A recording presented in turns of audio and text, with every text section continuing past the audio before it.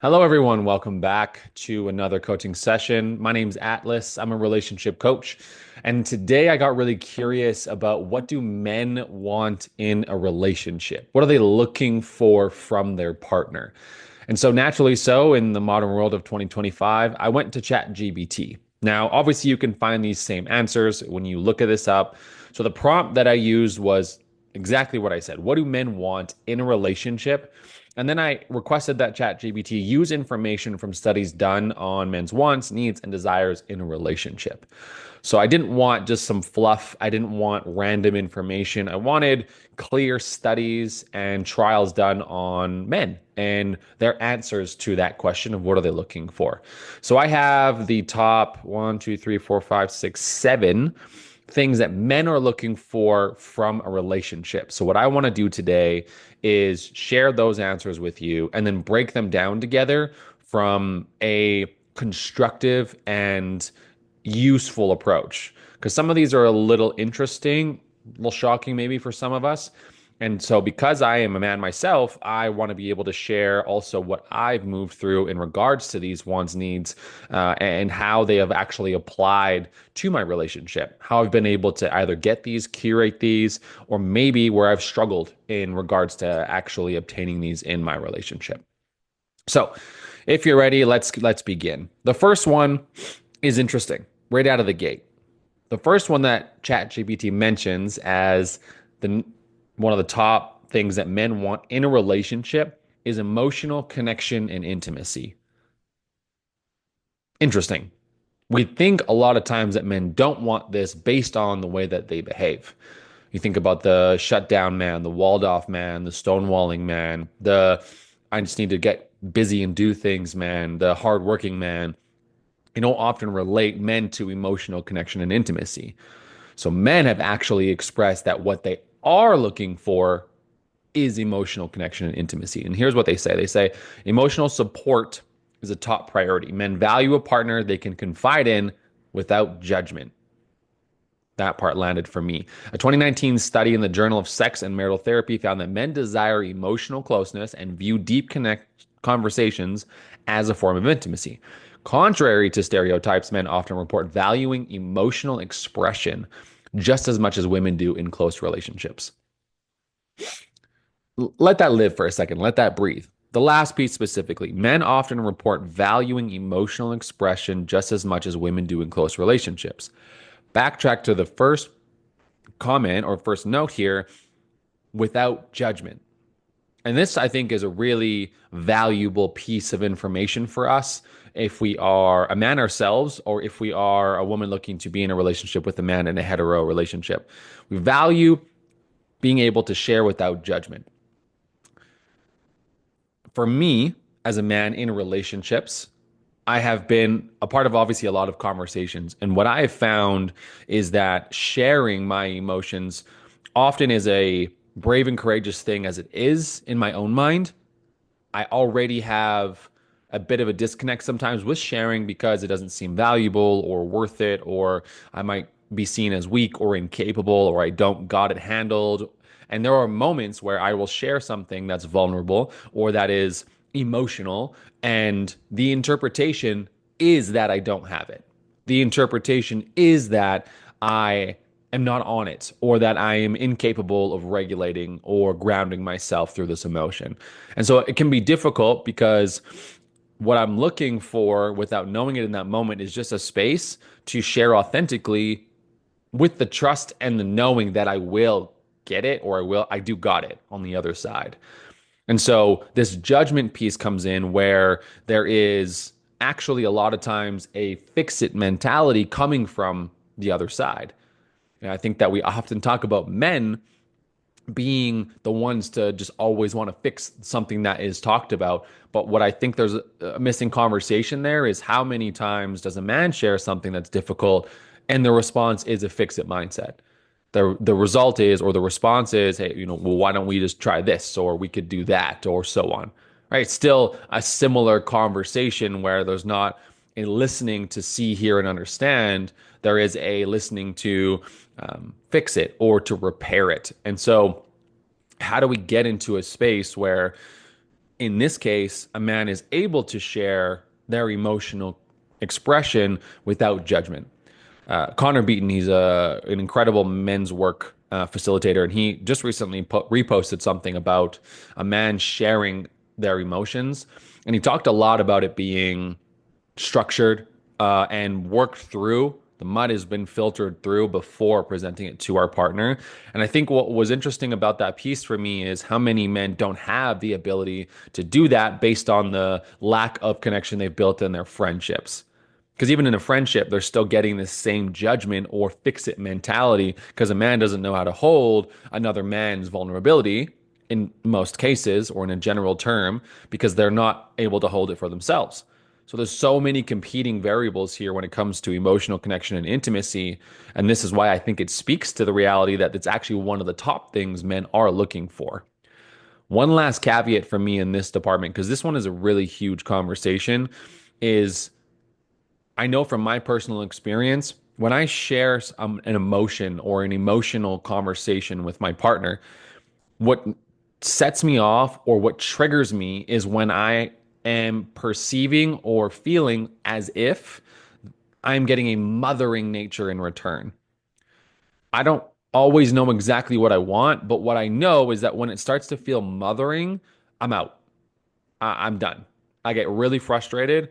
I'm quick to turn off, and I have to work through that in the moment. But I notice that come up in me, and so I don't always have the answers because what I'm unaware of through my emotion is what I need on the other side. And so this is also where it's really important to come back to one of the fundamental communication skills of sharing what we need before we share what we want to share. Hey, I just want you to listen for the next couple of minutes. I don't need anything from you. I'm just looking to get it out. Awesome. Understood. Hey, you know what? I actually would really value your input on this right now. Just give me a couple of minutes. I'm just going to work through some mud here, and then once I feel like I'm filtered through it with you, then I'd love to hear what you have to say. I'd love to hear your opinion. Right. Again, this preface to the conversation of what is it that I'm looking for? I'm either just looking to be seen, heard, and understood, or I'm looking to have you ask questions, or I can't find the answer right now. I would really love your support through this. Again, lots of different variables in there, but just again, a fascinating piece for me, emotional connection and intimacy being on the top. Number two is appreciation and respect. Now, this doesn't surprise us, and I know it doesn't surprise me. Appreciation and respect come up a lot in regards to what I would be looking for in my intimate relationship. So, in this is a really interesting conversation alive. It says, based on surveys of thousands of men, feeling respected and appreciated often outranks even feeling loved.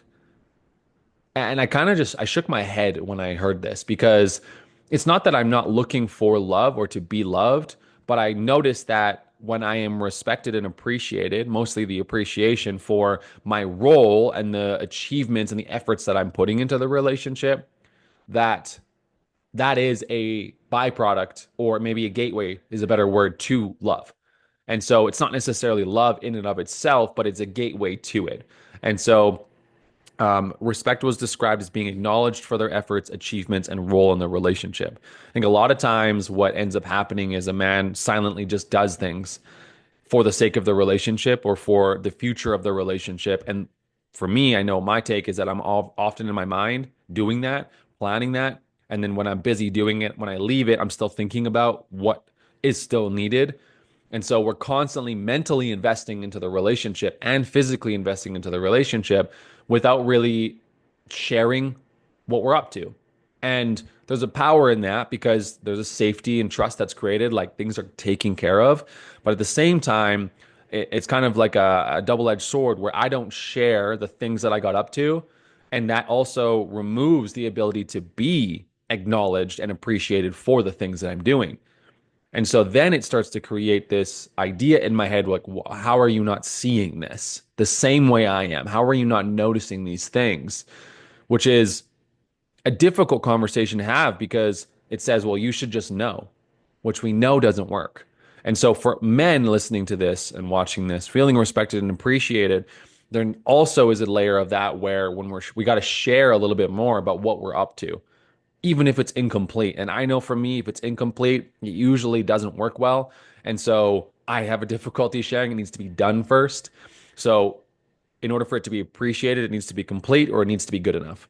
And so again, how do we get into the world of like we're sharing as we go, the journey as we go. It's incomplete, but I'm excited about it, or I'm working on it, or I feel good about it. And it gives our partner a chance to be involved. And then on the other side, right, just taking stock of the things that a man is doing really well, things that a man is taking care of, and acknowledging that, appreciating that even if it's small. I had a client recently where we were talking about a conversation they had, and their partner responded really well to the difficult thing they had presented to them. And the conversation went really smooth. And this was surprising to her because it wasn't how things normally go. And so I asked her, I said, hey, did you acknowledge or appreciate the fact that that was how it was received? And she had said no, because obviously it was a good conversation. It wasn't something that came up. So I challenged her to go back to him and just acknowledge, hey, listen, I really appreciate how you responded to that. It meant a lot to me. And it really just felt like the conversation went really smoothly and you really contributed to that. So thank you. Right? That small moment of appreciation for man is like in his head in that moment, he was working so hard to make sure that we got there. He was doing a lot of mental work, regrounding, emotional regulation, and so on to be present for the conversation. And so acknowledging that and appreciating that. Now, of course, this goes both ways, but that's not the conversation we're having right now. What we're having is what is a man looking for in a relationship? So, number one was emotional connection and intimacy. Number two was appreciation and respect. Number three, no surprise here, physical intimacy and affection. While sex is important, men also seek non sexual affection, such as cuddling, hand holding, and casual touches, which fosters emotional bonding. A study done found that sexual satisfaction is strongly linked to relationship satisfaction for men, but affection and appreciation were also major contributors. So, for me, in this, I think what's alive is we often talk about men only wanting sex, but this contradicts that a bit in that what we're looking for is that closeness, is that intimacy. And again, coming back to the first point, emotional connection and intimacy. For those that don't know already understand, intimacy breeds sex, it creates sex. So it's a pre conversation or a pre action to the result of having great sex or being involved in a sexual interaction. So intimacy is still a conversation here. Cuddling, hand holding, casual touches. A lot of that is creating that closeness, that presence, that intimacy. And a lot of times, what we're talking about is that is what we're looking for. I know for me, yes, of course, sex is involved, but getting there is what I'm looking for. I actually appreciate the journey a bit. I appreciate the heightened sense of it, even though it's been difficult to understand because there's a presence there. There's less pressure there. There's more of a result of something being created prior to that than there is. I really hope I perform well in this experience. It kind of creates more safety and trust in the environment, and I can be more authentic when intimacy is built or versus when sex just happens. It's just different in that regard. So again, men, physical intimacy and affection. Sex is important, but we're also looking for, the touches, the hand holding, the small grabs. I know when we're walking and Gabby grabs my arm, yep, I feel loved in that moment, right? So again, physical intimacy is something that is not often alive in a young man's childhood, right? There's not a lot of physical connection in that way, and there's a lot of barriers. You look at Freud's work, like it can be awkward sometimes, and then we're also not getting it from our father if they're around, and so naturally, it's something that we start to crave, right? And so we're looking for it. So the small grabs, the small touches, they go a long way. And for men out there, I think it's really important for us to actually acknowledge those moments, right? And bring awareness to that for our partner. Hey, this feels really loving right now. Small moment like that, right, naturally reinforces that that would continue, and it also creates a depth for the partner, for your partner. It creates this connection where they now understand what ways you feel loved or connected to them, which is what we want. Clarity creates connection. Number four, shared values and partnership. Men often desire a sense of teamwork and long-term partnerships. Research shows that modern men increasingly value a partner who contributes equally to decision-making, parenting, and household duties.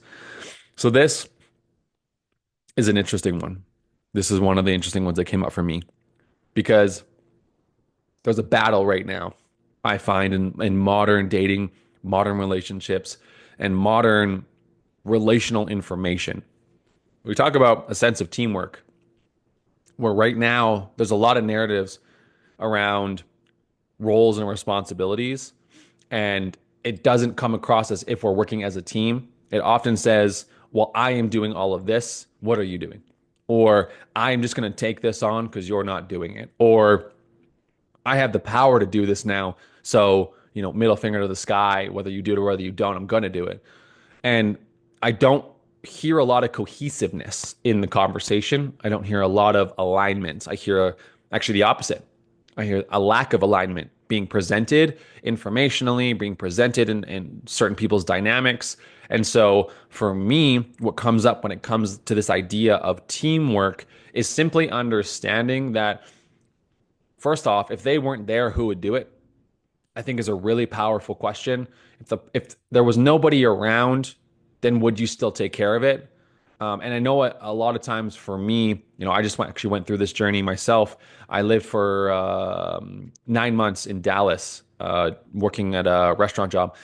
I transferred out there to open a restaurant, and while I was there, I was alone. My partner was back home, my dogs were back home. I was living alone, and it was fascinating to witness the things that I was not doing that I would have normally done if I was in the household. And so simple things like being consistent with the cleaning routine in the house, that fell off when I was living alone. But the moment I came back was ramped up and consistent again. So this idea of like teamwork was really valuable for me, but it also brought up this conversation around if they weren't around, would I do it? And then it got me asking why. Why is this not a value for me now, but it is then? And it just created this interesting sense of like I really value doing something in a team environment where I give and I take and they give and they take, and we're constantly in that cycle, that infinity loop of balance. And so I actually really do value a sense of teamwork in a relational dynamic. It actually brings my energy up. It amplifies me a bit, and I love contributing. That's, I think, where we're having a louder conversation here in shared values and partnerships is a man being able to contribute. Contributes equally to decision making, parenting, and household duties.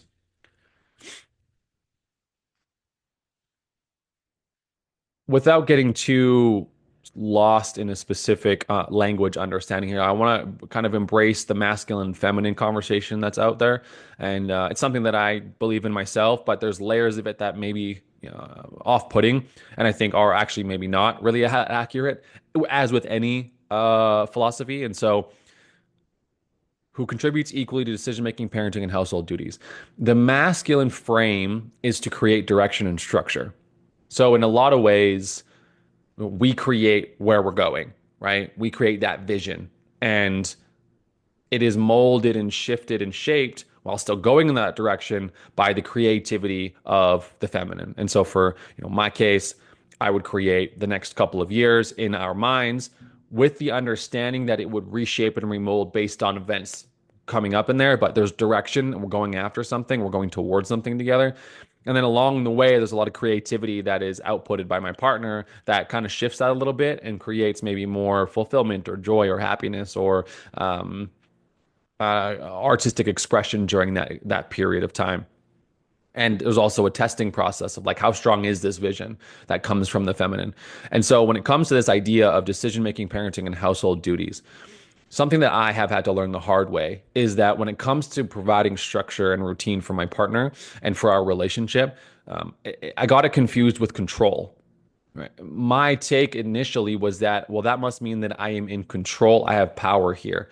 But the problem is that that created a power over perspective and a power over conversation, which was really difficult when I got that thrown back in my face and when it didn't actually go as smoothly as maybe it's been presented. I'm like, well, okay, well, of course, I'm the one providing it. Why aren't you settling in? And what I learned was that it's more of a power with conversation than it is a power over conversation. Because if I think I have power over my partner, then what I'm basically saying is I'm above you, you're below me, and I can't love you from that position. And so when it came to a decision, what I would often do is I would present what I think is best and why, the intention and the purpose.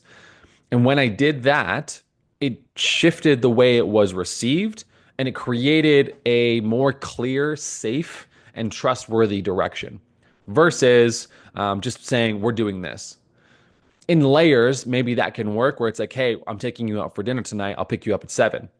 And then you go and pick her up at 7 and you say, okay, great. I can't wait. We're going to go to this restaurant. And then she asks you what restaurant and you say, it's a surprise. And you get there and she's like, oh, I really don't want to go here. In that moment, I could be really defeated, or, which I have been in the past, or I can start to be a part of the conversation and have power over the next decision with them by creating a different structure, right? Or a different approach or a different vision. Hey, tell me why. Help me understand. Okay, got it. This isn't the place. That's no problem. Listen, it's just more about you and me than it is about the location. So why don't we go to our other favorite spot tonight? I think that would really work out. We love it there. Right? Create the structure and direction, but notice that she's still a part of the conversation, right? She's still involved, and what she has to say still matters. So when it comes to this teamwork perspective, I think it's really important that we don't simply say like everything is necessarily 50-50 because it will lead us into, well, what do you want? Well, I'm not sure. What do you want? Oh, what do you want? I could have anything. Well, I could have anything. All right. And we're 50-50ing going nowhere. So shared values and partnership in equally contributing equally to decision making, parenting, and household duties.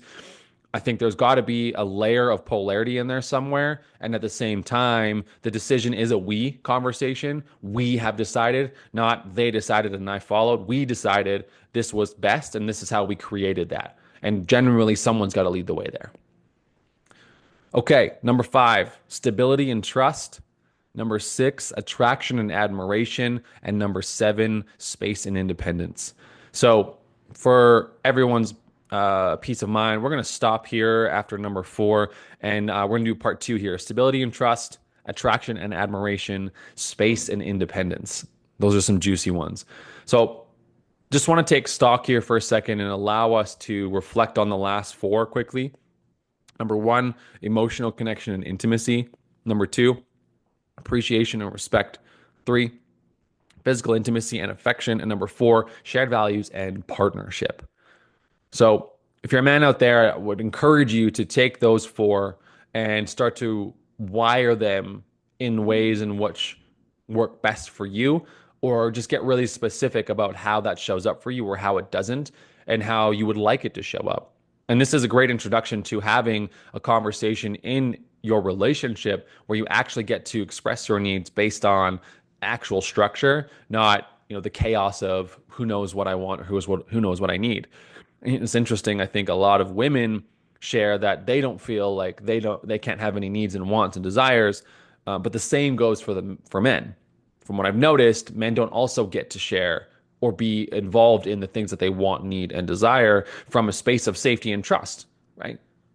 On both sides. And so again, this is a conversation strictly based on what men are looking for in a relationship based on previous studies. It doesn't mean that every man wants exactly these things. So this is not a black and white conversation here. This is full of color. It's full of gray in the middle. And we want to be able to decipher and critically think our way through better solutions. So if you're a woman listening to this, you think about the idea of appreciation and respect.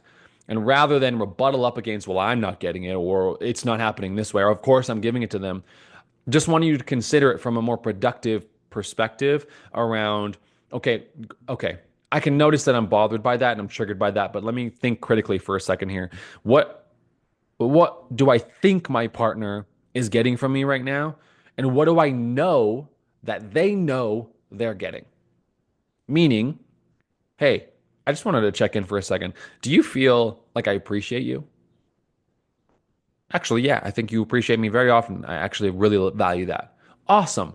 Now you know that they know. Then you can also ask, hey, again, I'm just thinking here out loud here for a second. I just want to make sure that we're on the right page and we're going in the right direction together. Do you feel like I respect you? Do you feel like I respect the things that you're up to and I respect your decisions? Sort of. I mean, sometimes you do, sometimes you don't. But it's all good. And you now inclined to just get curious, be like, oh, interesting. I really thought I was doing a better job at that. Can we talk about that? I'd love for us to be able to come to this space where no matter what, even if I disagree, you still feel respected.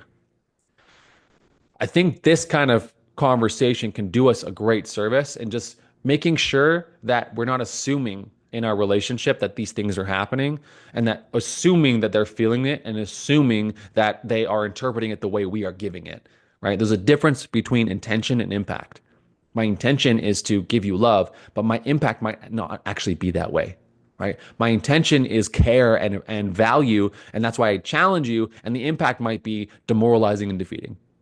Okay, got it. There's a different way we can approach this here. We can start to shift the way we talk to each other that works for our relationship, not for everybody else's, our relationship. What's our dynamic need? So that's part one of what do men want in a relationship. I'm going to do a part two on the last four, or sorry, last three, which are stability and trust, attraction and admiration, space and independence. Thanks for watching. I hope this provided some value for you. Again, you can look these up on ChatGPT yourself. But again, the interpretations are here for us to work through the mud a bit together rather than just letting the words on a piece of paper or a screen just live and breathe as truth. We get to work through it together here. If any of this sparked any interest for you and you'd like to continue the conversation, please comment below. I would love for you to be a part of this conversation. Please subscribe to the channel. It means a lot to me. It allows me to reach a lot more people and allows me to connect more with people who may be in need of this work. And if that is you, if you are in need of coaching or direct support, please reach out to me directly. You can follow my Instagram, atlas.relationshipcoach. You can also just comment below and I can reach out to you directly. However we want to do it, I provide coaching for individuals and couples in relationships who are looking to build a better, more thriving, more pleasurable, more fulfilling, more authentic relationship. I believe that relationships are our gateway to a better life. And so feel free to reach out. I'd love to be a part of your journey and I absolutely can support you. That's all for now. Thanks for watching. I'll catch you next time.